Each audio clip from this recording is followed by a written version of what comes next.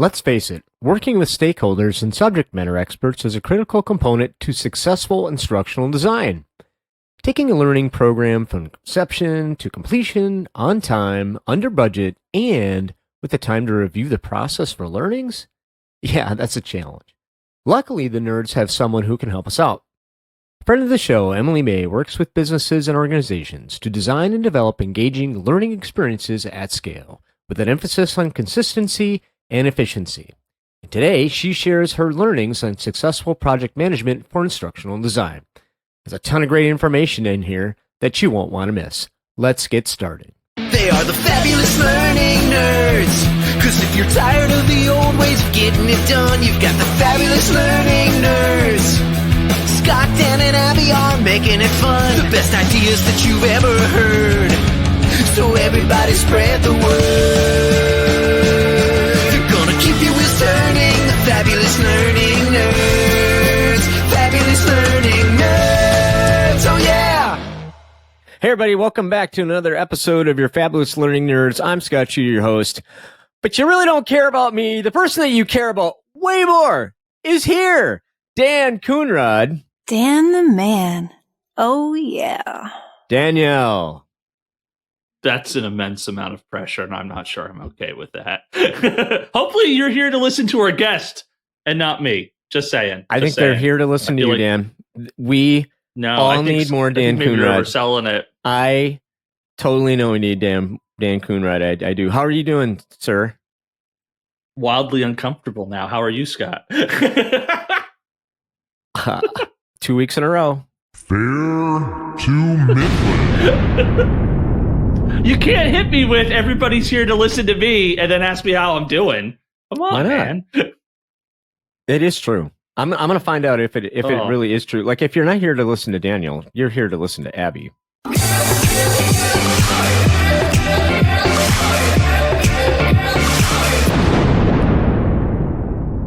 on, Abby, admit it. Well, I mean, I hope they're here to listen to me. I mean, what else are they doing? That is right. Absolutely. We're here to listen to Abby. That's right. Oh, my gosh. I'll tell you, this week especially, I'm here for our guest because I'm so excited about this week's topic. I'm super excited. We've been spending a lot of time in the headspace of leadership, which I could talk about all the time, but it's great to get back to the basics of why we got things started. And we have friend of the show, Miss Emily May, back with us again. Oh, hell yeah! That's right. Emily is back, and we're super excited. How you doing, Emily? I'm doing good. Thank you so much for having me.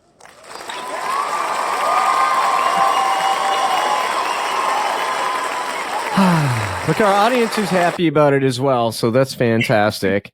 And how are things? It's been a while. So how are things with you?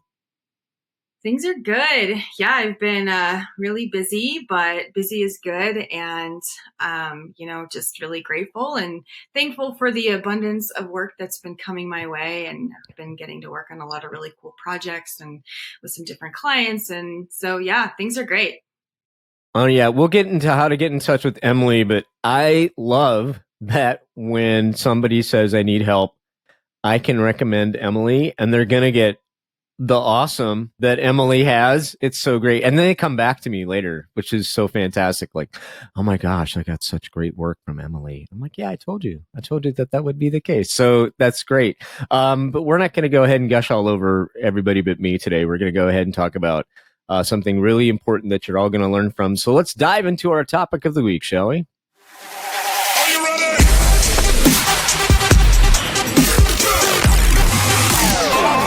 Oh my God, I love this topic. Project management for instructional design. It's so critical for our overall success and something that we all need to get really, really good at if you want to play in the space. And Emily is an expert in that. And so I'm going to turn it over to you, Emily. Talk to us a little bit about project management and instructional design and how they're different. And yeah, how do they work together? Yeah, so I guess just a little bit of some context on the topic. project management has been in my life since I started my career, but I'm also just a very organized person, and project manage my life with most things. But over the last year, I have just been really noticing that project management has just been like taking over my whole entire life. I've been, do it as part of my day job as an instructional design consultant and developer. But I've also been working on project management projects. So what I mean by that, I've been working on the redevelopment for the project management certification program with UCI's Division of Continuing Education. So complete overhaul to realign with the new PMBOK Guide 7 that was released in this past March, and it's like completely different. So we can definitely dig into that a little bit. But I also was working with a client earlier this year on doing some onboarding stuff, and we were uncovering project management software. So I was kind of helping them vet and solve for the right project management tool for their organization. And I have a bunch of people in my network that recently went through certification programs and are studying to take the PMP. And I had the opportunity to work with another client earlier this year, developing a 10-week graduate level course on instructional design and project management. And so all of this project management really got me thinking about sort of my past relationship with project management. I started out as a project manager in pharmaceutical advertising. I went through the PMP prep course. I took the exam about a decade ago.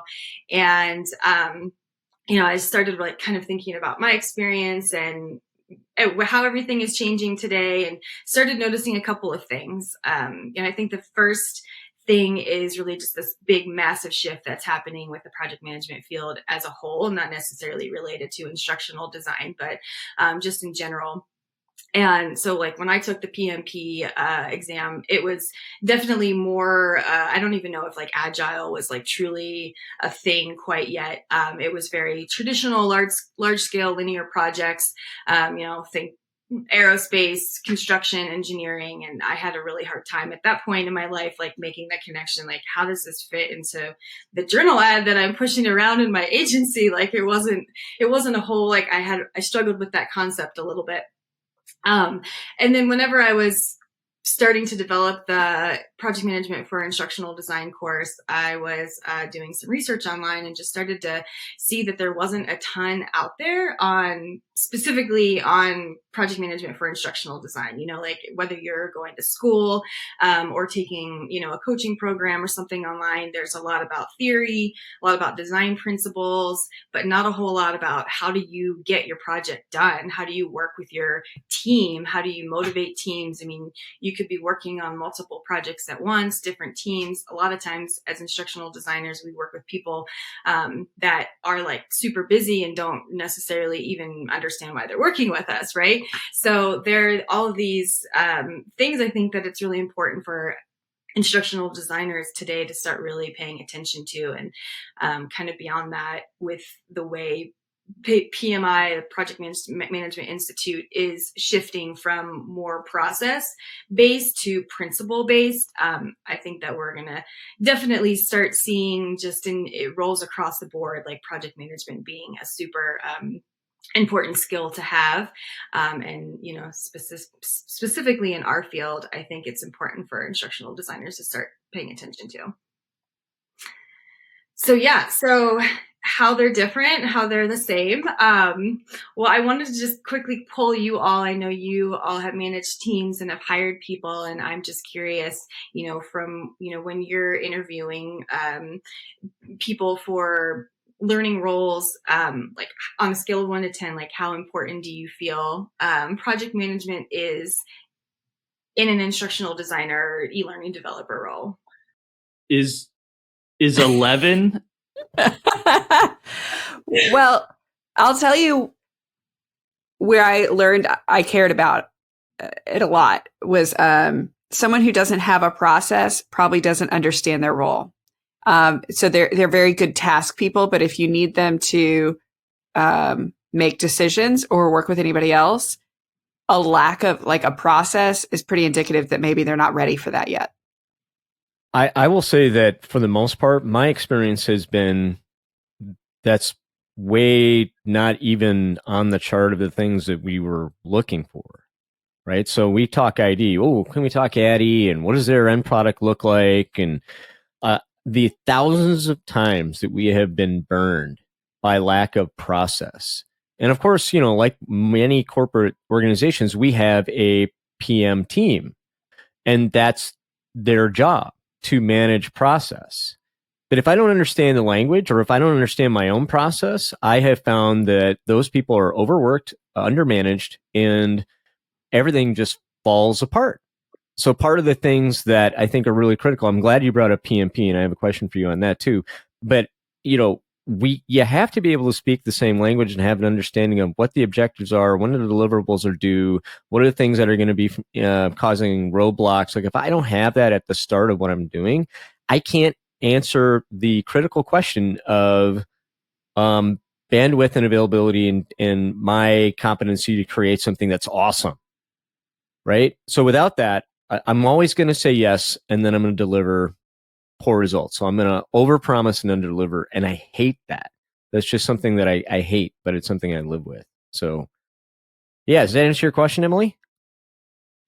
It does. Thank you. Dan hasn't chimed in, Scott. No, he did. All I was going to say is 11 an option on a scale of 1 to 10. As I'll fully admit, as somebody who has always been super mystified by the project management role and world and universe. Every team I have run and managed, I have always tried to make sure I have somebody who has that skill and strength, because without it, I mean, it makes everything run better. I mean, I don't know how else to say it.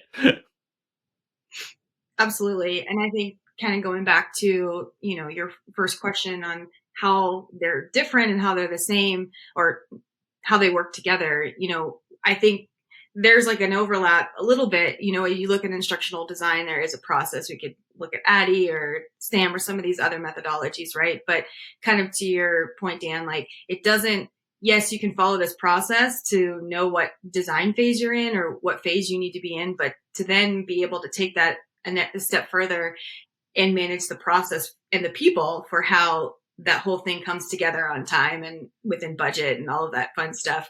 You definitely need to have those two skill sets sort of merged together. And I kind of look at it as let's just take ADDI for, the sake of ease, I suppose. And, I almost see project management happening within each of those little phases. It's, it's not a linear process. You need to, you're going to be managing each phase almost. So I think that there is definitely a separation. It's a completely different skill set, right? But they do need to work together in order to, not to avoid scope creep and, make everybody happy. And it's an enjoyable process because, when you do start going all over the place and lose control and become reactive and, you're in over your head, it's no fun for anyone. Yeah. I love this. One of the things you mentioned is you recently took your PMP, and how was that experience? And then how beneficial has it been for you? Because I've thought about it, but I chose not to. I took it in 2011. From what I understand, talking to people that have taken it today, it is very different. And with PMBOK changing, I actually was having a conversation with a friend yesterday that after October, I think they're completely changing it again. I found it to be, I thought it was really hard. And it seemed very irrelevant for me personally with what I was doing. I don't know if for somebody that, unless you're really a project management professional, I mean, it's credit, you have the letters on the end of your name, you might get a salary boost. I think certain industries probably prefer it over others, but I don't know if it's necessarily that important for us to have those letters behind our name. So, and in full transparency, I didn't pass my exam, but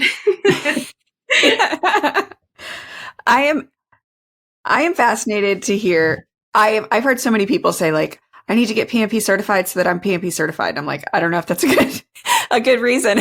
So, taking your experience from that and to where you are now, what's the difference and what made you continue to pursue more education in it? Yeah. So, I think it's just kind of always been a part of my job and my role. Project management does sort of come naturally to me, just the way that I think. I'm more of a systems thinker and, like to have everything put in place. In terms of education, so I have sort of been on the other side. I don't know if, like, I haven't gone and taken more coursework, but I have developed coursework. And so through that, I'm learning and talking to industry experts and doing my own research and kind of formulating things in that space. And like, oh, okay, like how can I implement this into my work? Or, oh, I didn't know this. So just so that type of learning has been valuable. And also just like learning from mistakes, right? Like when I first started my business several years ago, I certainly learned hard and learned quick on managing scope. And it's like been a game changer, like asking a ton of questions up front, getting that project plan. I mean, it doesn't have to be like, I think the difference too, like sometimes we get caught up in like all of this like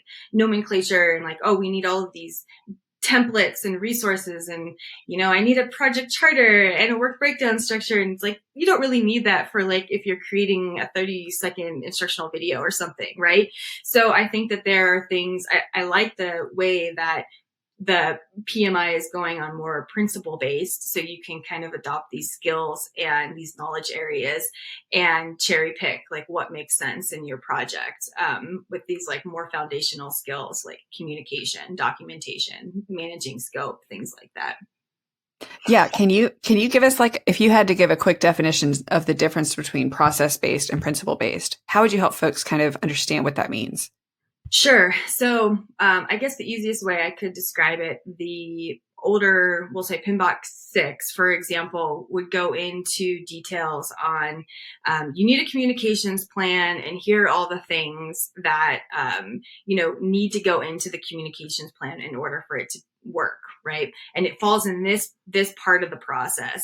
And now it's more like, you need a communication plan and you need to communicate throughout the whole entire project, and you might have to change it, but knowing when and where, and being aware of like when you're communicating, when things need to change, how you're doing it, and sort of like that, if that answers your question. I'll tell you one of the things I love about project management that I've come to love, and I'd be curious to know your experience and thoughts on it too. I love project management so much. I'm a huge dork about it. I could dork out about it a whole lot, but it really comes out of an experience of when I started in training, we were like very much a service organization to everybody else. And I would have these ideas like, hey, if we did this or we did this, I think we could influence the business in this way and we could add this value. And people were like, that's not really like, how would you even go about like showing that? That's not how it works. Like things come to us and then we do them. We don't bring things. And what I found was once I started like creating a structure that I could go back to the business and explain why I needed things, they started listening to me as someone who actually understood what was happening and why. And when I could start putting my process in with the business's process and saying, when you guys do this, I need this, like it gave me a voice because it showed people, oh, she understands what the hell's going on.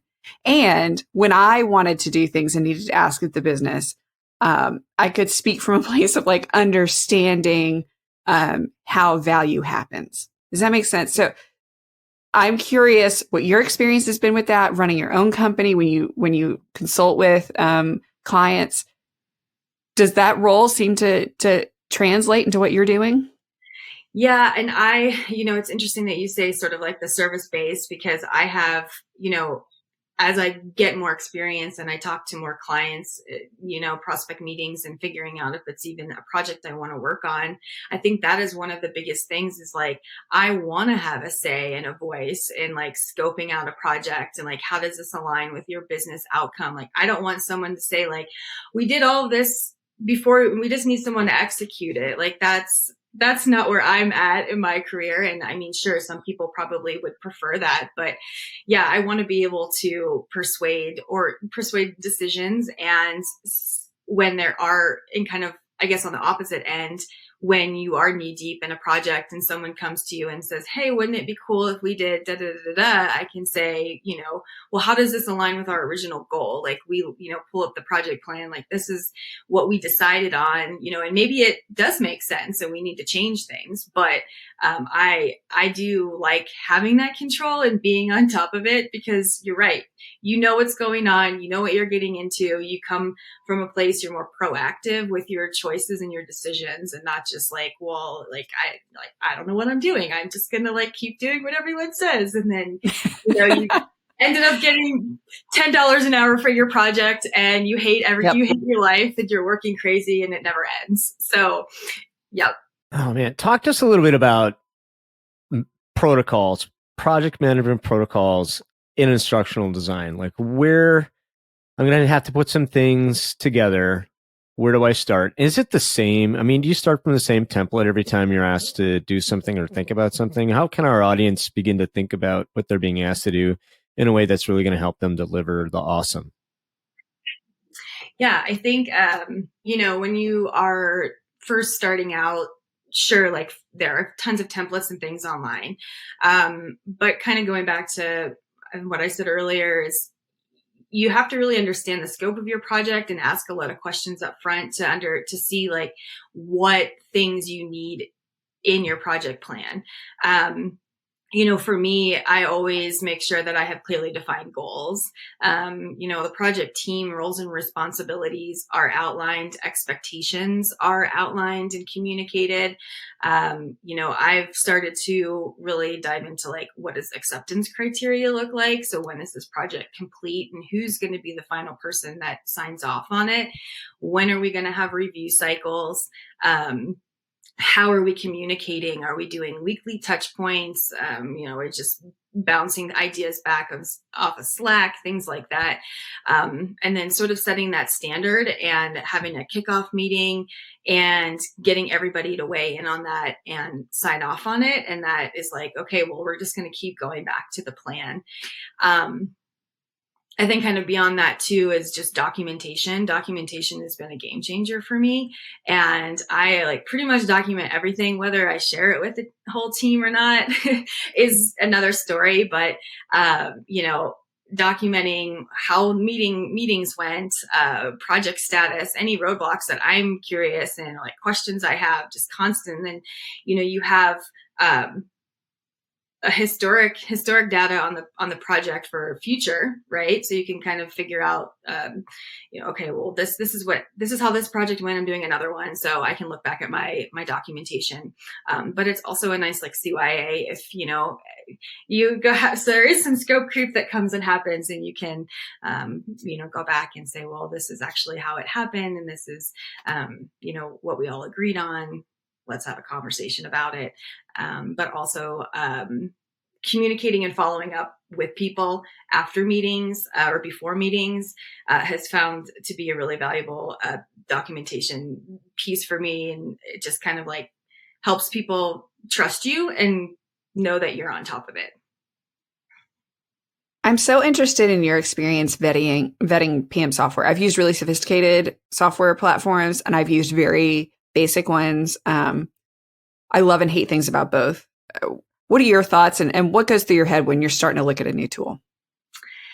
Oh, yeah. I think it depends on what do you need it for, right? There's a lot of PM software out there, and some of it is, you're right. It's have used Rike pretty extensively, and there's a lot of things that you can do with Rike, and I'm sure I haven't even started to scratch the surface.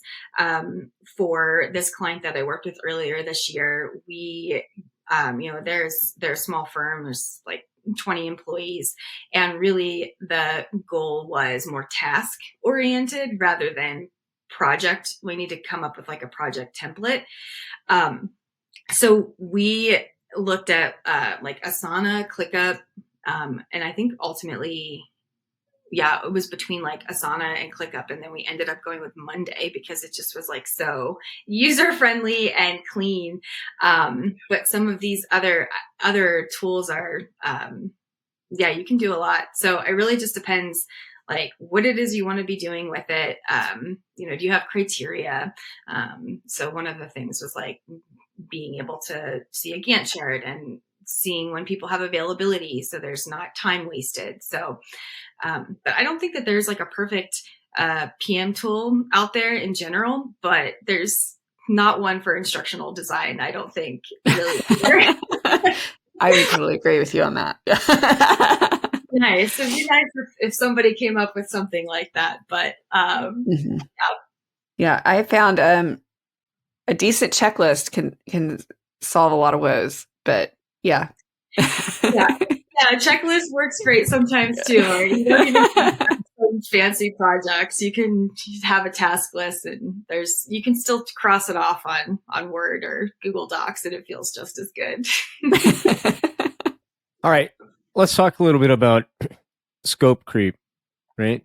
So I've started, and all of a sudden, somebody somewhere calls an audible, or you have a really great meeting, and I have a really awesome idea. I mean, it's just a real part of what we do, and I'm not against having a really great idea and saying, "Hey, this is what we need to do. Let's all execute on it." And have someone say, "If we did this, it might be better." Like, I'm all for that, but it can really be detrimental as far as our ability to deliver excellent quality products in a timely manner, right? Like, you can scope creep things to death and then nothing gets done, right? So how do you manage that? I think it's a real part of what we do. Yeah, absolutely. And I think scope creep, ultimately, we have to remember, affects our learners, our audience. You know, if we're dealing with a frustrated team, we're over budget and we're like, whatever, I just need to get this out the door. Or it becomes like this crazy thing. I mean, ultimately our learners suffer. And that's the thing that we always need to keep in mind, that they are our number one. When that type of stuff happens to me, it really depends on the type of client, but I think there's like a huge escalation piece to it. You know, if you are in like sitting in more of a service type role, and you know you have a director, you know your manager, a director above you, and you kind of see that like escalate often, escalate early. I think it's important to call those out right away, because I have certainly experienced where like things didn't feel right, but I'm going to keep going, didn't feel right, and then next thing you know, it's like, you know, you're giving money back to a client and it sucks. But escalate early. I always try to like, I think having those touch points and just communication, again, going back to like, how does this align with the business goal? You know, can we get it done in this timeline? Like, let's continue to look at our project plan, look at our timeline. If you are working with a specific budget, what will that take? Somebody wants to do a video and you're working on something else. It's like, do we have the resources to do it? So I think just asking a lot of questions and really getting to the bottom of it, because Scott, like you said, it could be a really great idea and it could make the learning solution better. But it's definitely worth a conversation. And to that point, Emily, and I'm so glad this came up, and Scott, it was a good question. A lot of project management, it's easy to see it as just like creating processes, creating checklists, creating documentation. There's a very human side to it. And a lot of times I think about all the documentation and all the process. I see it as a way to facilitate conversations and protect relationships. Talk to us a little bit about your experience with managing those pieces. Yeah, I think, you know, project management is half process, half people, right? Like, and I think as an instructional designer specifically too, you know, you're put on teams and you're not really the boss, right? Like, you are to an extent, but there are other people that are making decisions. You're trying to work with, make everybody happy, work with all these different groups to put something together. And it certainly, you know, I approach it like I always try to meet people where they're at. I know, especially working with subject matter experts, that is like, can be really tricky. And a lot of times they're absent and not available or can be difficult or not giving you what you need. So, there's a huge piece of emotional intelligence that plays into that, and just being aware and being able to kind of sense where people are at in the project, or if they're feeling like really burnt out, or how can I best work with this person and save a relationship. And I love that you said that the process and the documentation serves as sort of like a talking point. And because that absolutely, I love that.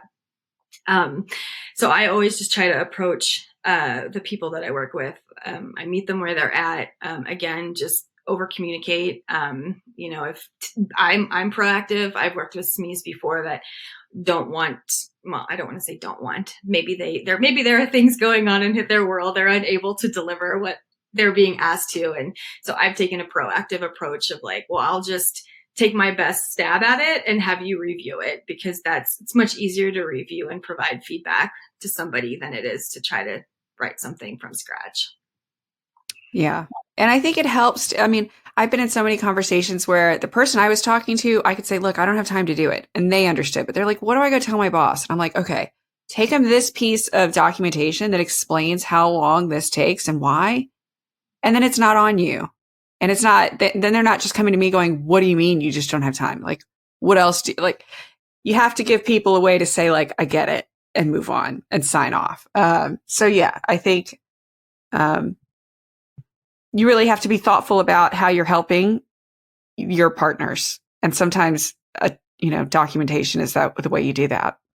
What would you say to somebody who might be considering transitioning into a project manager role? Like, I know a lot of people in instructional design, when I talk to them, they're like, well, where do I go after being an instructional designer? And just because I've seen it happen so often, I often say, oh, well, there's a lot of like similarities. We're very adjacent to project managers. But I mean, like, what does that transition look like? Is that something that you could speak to? Maybe. Okay. Not. There's coursework. I mean, you could take the safe route and do some coursework and learn it that way. If you are working in an organization and you have the opportunity to start taking on more project management related tasks without diving right into it, to see if you even, really like it. If that's like a specific niche that you want to get into, certainly have those conversations with your manager or supervisor. Like, how could I start learning more about it? But I think also too, there's a lot of resources online of just about project management that, you could probably start looking at and thinking, well, how can I just be proactive and start doing some of this on my own in my own work and seeing kind of how it goes. I personally I've been in a fully project management role before, and obviously it's just part of my work now. And I like project management, but do I want to do it like every day in and out, like as my direct role? Probably not. I definitely like the variety of work. And I feel like as a project manager, I mean, you really have to stay on top of everything. And it's hard to have a day where you're like, man, I just don't feel like writing all these documents, it's hard. So you really have to if that is the direction that you want to take, just get that practical experience as much as you can before you just dive in and you're in over your head. Yeah. And Dan, I'm going to jump onto that too. I would say if you have an instinct when something isn't going right, to say, let me just reach out to so-and-so and see what's going on. If that's not your instinct, project management is probably not for you. If you don't want to have to work with people, to check in and build relationships and be constantly with them without having some authority in place, also probably not for you. Because project management, generally, there's no authority. It's all, are you willing to talk to me? And will you tell me what's going on? Even though I have no way to influence this. There's very little ability to influence. Well, it does beg a question. At some point in time, I have found in in just managing projects and working with several subject matter experts and things that have to be reviewed and signed off, and sometimes multiple stakeholders that need to review and sign off. It can be really daunting, right? And sometimes, through no fault of my own, projects slow and sometimes stop because of that process. How do you manage the how you feel? How do you do that without taking it personally? Because I know that that's something that I've struggled with, right? Oh, this is falling behind. What did I do everything I could? And I think the best PMs that I've worked with are the ones that are like, well, we're waiting for this person and they're not giving it to me. So every day that it's late, we're gonna push the project day a day. And then having that kind of conversation. I guess for me, that's my approach. But Emily, what are you doing to be successful? Because I feel like that's really hard and no one talks about it. It is really hard. It's hard to take the emotional, emotional thing out of a lot of work, right?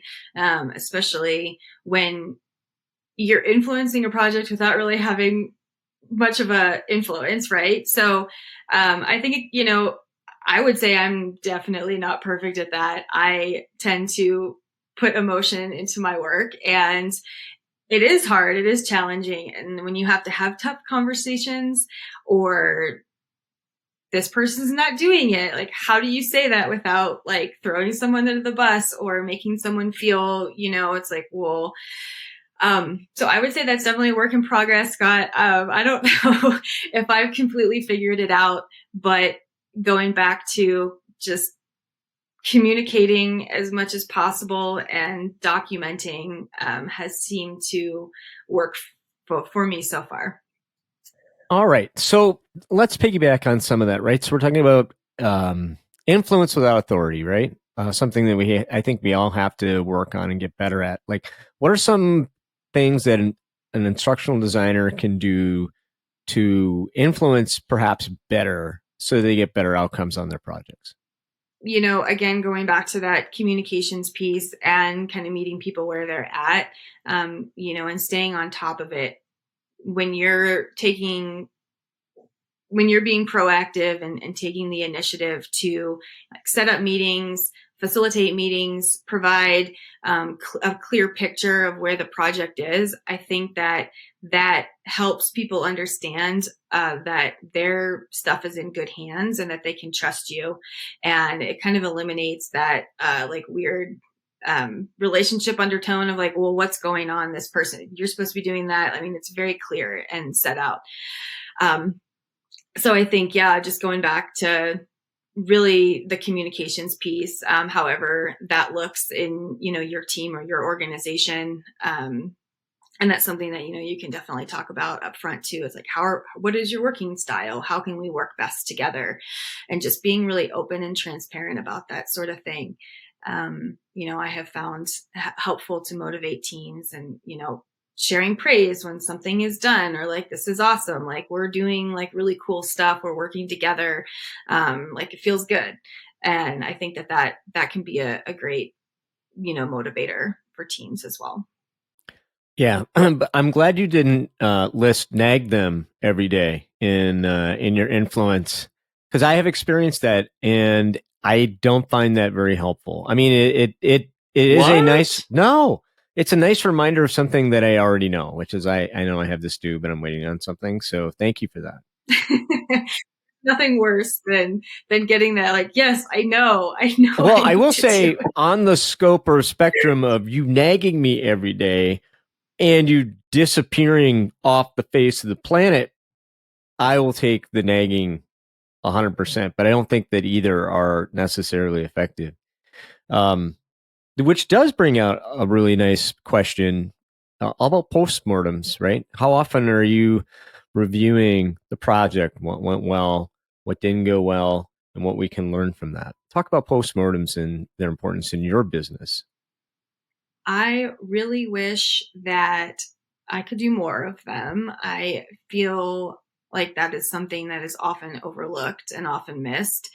And a lot of clients that I work with, by the time the project's done, the contract's over, I'm out the door, and it's like, well, like, that's it, right? Like, I have done a few of them, and I think they're really successful. It kind of makes people a little vulnerable. Like they have to, let's talk about how the project went and what didn't go well. And, I think that they're super valuable. I think more people need to do them, but they're rarely baked into a timeline or it's like, all right, we're done. It's out the door, like on to the next. And I think the same thing can be said with a lot of at the beginning of a project too, is spending a lot of time really understanding the need and the contents. You're just a lot of times just diving right in and trying to get something done in a really quick turnaround.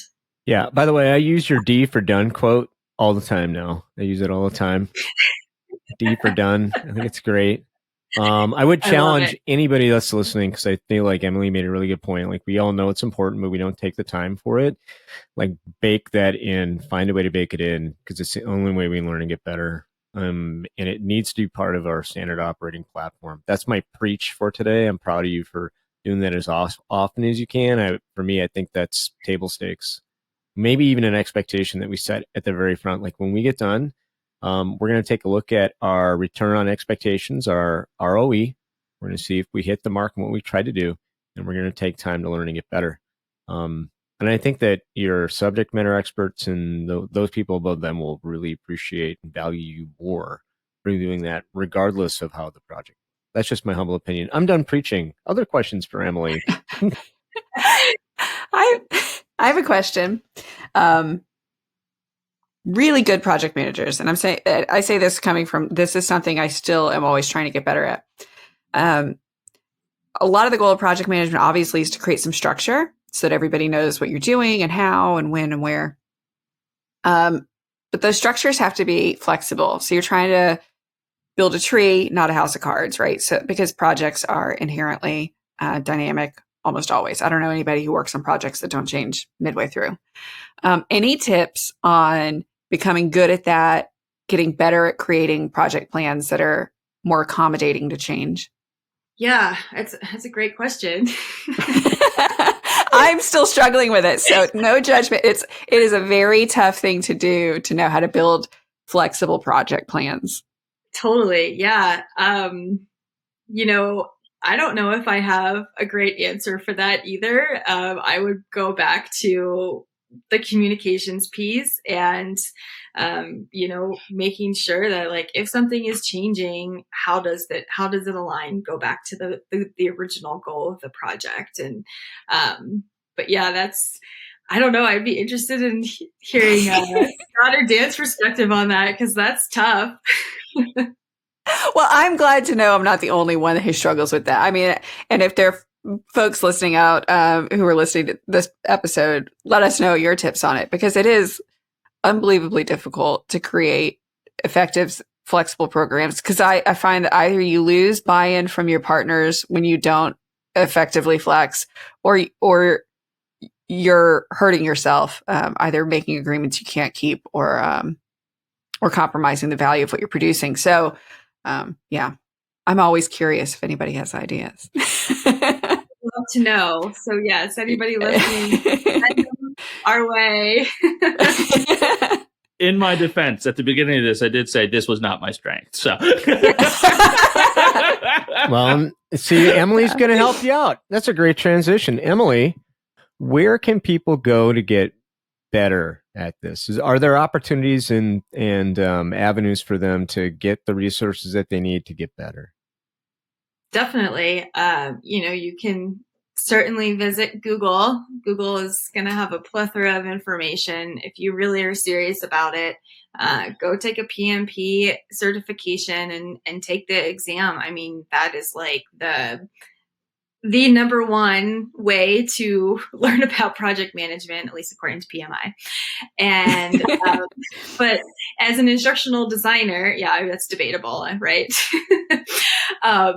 as an instructional designer, I would love to extend the invite to those thinking about either going back to school or taking a course to consider the course that I developed. It'll be launching spring of 2023. I think I'll be teaching it. As far as I know, I'm teaching it. So I'm really excited about it. I had a lot of fun developing it. It's through the University of Denver. They're learning Design and Technology Master's Program. And it'll be a really fun class, a lot of work, but I think a lot of the students will leave with templates and resources and a lot of good tidbits to be able to apply right away in their profession. So, yeah, we'll have the link to that in the show notes, everybody, but that's legit, right? So this isn't Emily put something up on Kajabi and wants you to pay her $50. Like, this is legit stuff. And I think it's really awesome, and you should feel really proud of that. And it's not unreasonable. I mean, what you're asking people to pay in to get the knowledge and the tools and the template that they need to do a better job is certainly something that they could easily ask their supervisor for, and the chances of getting yes to that amount of money, I think, is pretty high. So congratulations on that. That's awesome. As we wrap anything up, is there anything else that you would love to chat with our audience about that you haven't had a chance to say today? I feel like we covered a lot. If anybody ever wants to reach out and nerd out on project management, I'm available on LinkedIn. I love to talk shop, and there's always stuff to be learned from others as well. So thank you for the time. This was awesome. Well, thank you.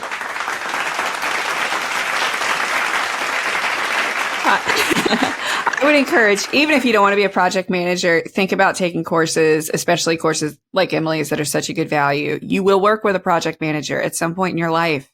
It behooves you to understand how those processes work and become a really good partner. So, Emily, could you share with our audience ways they could connect with you? Yeah, absolutely. So you can connect with me through LinkedIn.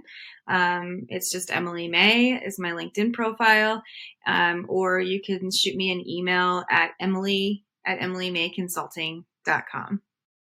Fantastic. Thanks so much. We'd love to have you back. We'll have you back again. Love that you're a friend of the show. You always bring great stuff. This is great stuff, folks. So go check her out and take her course if you need some help. I'd highly, highly, highly recommend it.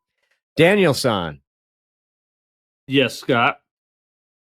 Could you do me a favor and let our audience know how they could better connect with us? No, I don't feel like it. No, of course I can. All right, party people. If you haven't already, hit us up at learningnerdscast@gmail.com. Email us any questions you may have. Join in on the conversation. Ask us how you can maybe sign up for a course that Emily's putting out, because I know I probably will be right after this. If you're on Facebook, you can find us at Learning Nerds. And finally, for all of our Instagram peeps, Fab Learning Nerds. Scott, back to you. Thanks, Dan. Hey, everybody, do me a favor. Hit subscribe. Share this podcast with your friends. Do me a favor. Please, please, please. If you're listening to this on iTunes or Stitcher or anywhere else, you can leave a review. Leave a review. Let us know how we're doing. It'll help us get more of what we're talking about to more people. And with that, I'm Scott. I'm Dan. I'm Abby. And I'm Emily. And we're your fabulous learning nerds, and we are out.